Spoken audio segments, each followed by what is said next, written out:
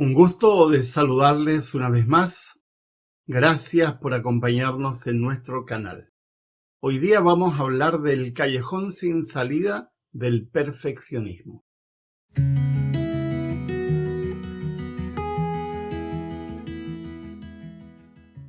El perfeccionismo se basa en una idea teológica que una tiene fundamento y otra no tiene fundamento. Es un concepto teológico que no es fácil de entender a primera vista, pero que no es muy difícil de comprender. Los teólogos suelen inventar palabras difíciles para conceptos que son muy sencillos. Se habla de la naturaleza prelapsaria de Jesucristo y la naturaleza poslapsaria. Hay dos posturas teológicas que se han dado a través del tiempo sobre la naturaleza de Cristo. Una es que Jesús nació en la situación prelapsaria en la misma condición que Adán, es decir, sin tendencia al mal. Por lo tanto, no tuvo ninguna situación que ver con el pecado y que toda su vida fue una elección a favor de una vida sin pecado. Y está la concepción que dice que Jesús nació con una tendencia poslapsaria, es decir, con la condición de quienes nacieron después de Adán, es decir, con tendencia al mal. De esas dos posturas se derivan dos cosmovisiones totalmente distintas. Una es que Jesús no vino a probar que era posible vivir sin pecado, sino que vino a vivir y a morir y a resucitar de manera vicaria por nosotros. Es decir, Jesucristo vino como ofrenda para representarnos y aquellos que lo acepten puedan tener la oportunidad de ser salvos. Esa visión da una perspectiva saludable de la fe y permite comprender que la salvación no es una cuestión de hacer, de obedecer y de actuar para obtener el favor de Dios.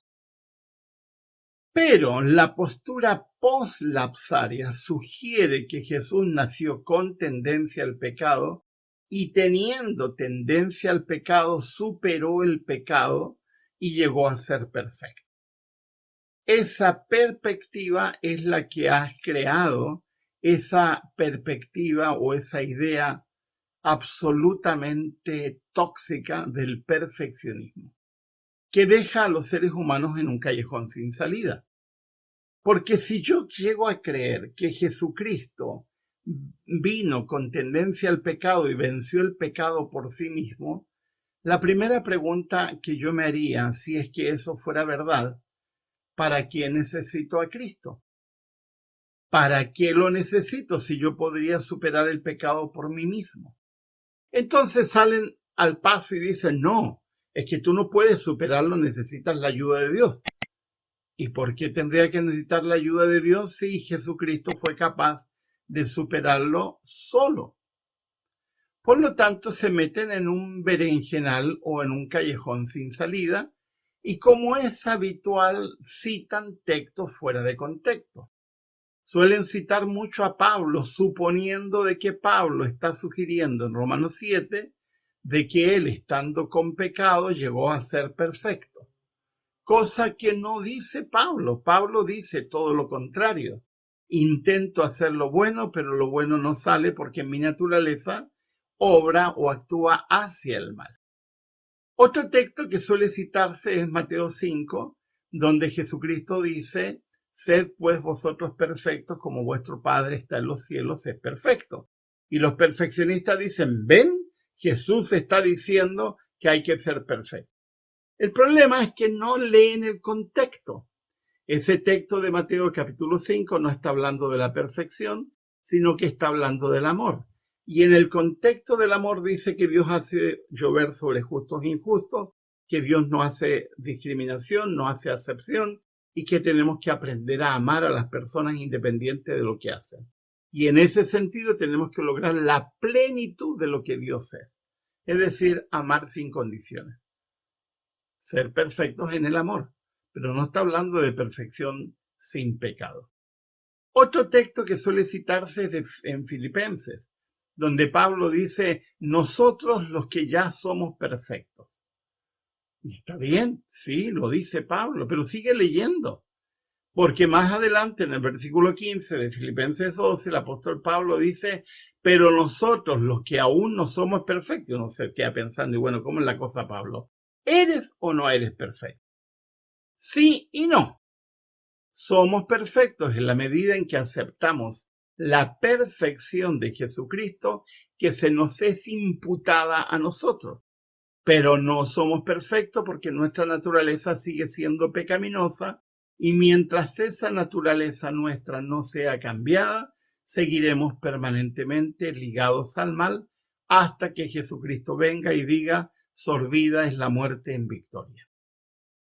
Ahora, hay otros que dicen, bueno, pero Pablo dice que la ley no ha sido invalidada por la gracia. No, en ningún caso.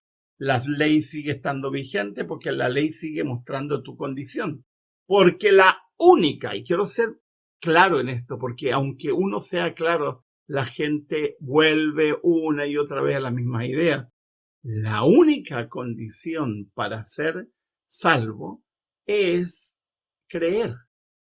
Y la ley no salva a nadie, porque la ley, la única función que tiene es condenarte, es decir, la ley muestra tu condición para que teniendo la ley puedas recurrir a la única solución que es Jesucristo, tal como dice el apóstol Pablo en Gálatas 3.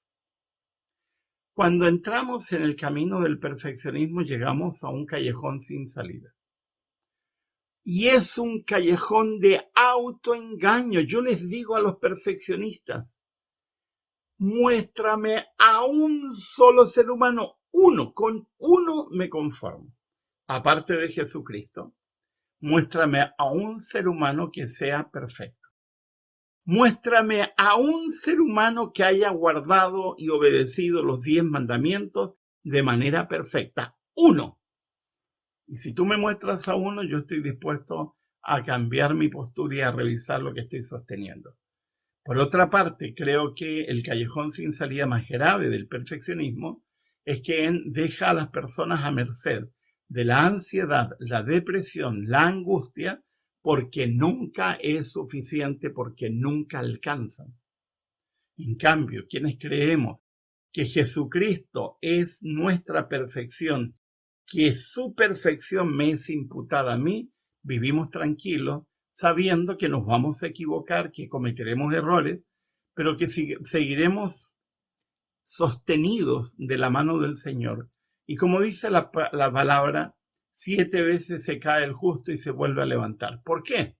Porque ha sido justificado, porque ha sido cubierto con la gracia. El gran dilema del perfeccionismo, como lo veo día a día en las redes y en los discursos de gente que se pone a hablar de teología sin haber estudiado, es que se autoengañan y son derechamente mentirosos porque no lo cumplen. Y ellos dicen, sí, alguna vez lo voy a hacer. Querido, eso te va a llevar a la depresión, a la angustia y en algunos casos graves al suicidio.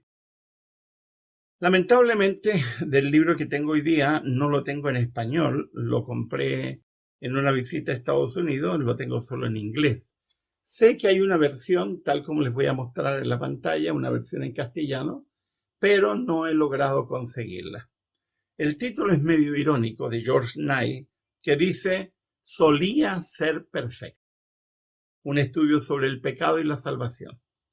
En este libro, George Knight, que es un autor muy lúcido, hace una reflexión sobre el pecado y sobre la salvación, para darnos a entender que si tenemos una noción equivocada sobre el pecado, también tendremos una noción equivocada sobre la salvación. Y él dice en la primera parte, en la página 18, que aquí no se trata de pecados, aquí se trata de pecado en singular, es decir, se trata de naturaleza pecaminosa, no de hacer un conteo de acciones malas para que podamos en una especie de balanza poner cantidad de obras buenas y cantidad de obras malas para ver si Dios está dispuesto a considerar si hay equilibrio en mi conducta. Eso no es así.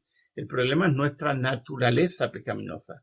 Ahora, él habla de que todo este dilema de terminar creyendo de que nuestras acciones finalmente son concomitantes para nuestra salvación, terminamos cayendo no solamente en un callejón sin salida definitivo, sino que terminamos creyendo absurdamente que nosotros colaboramos para la salvación porque no es suficiente lo que Jesucristo hizo en la cruz. Es un pensamiento que tira por tierra todo lo que Jesucristo ha hecho. Es un tema interesante, yo los invito a leer, si pueden conseguir la versión en español, que yo no la he logrado conseguir. Logré conseguir la versión en electrónica, que saben que me gusta leer en formato papel, pero tengo la versión electrónica que hace poquito la conseguí, y está en Scribd, así que lo pueden bajar de ahí si alguno quiere leer este libro. Que tengan un muy buen día. Les ha hablado Miguel Ángel Núñez.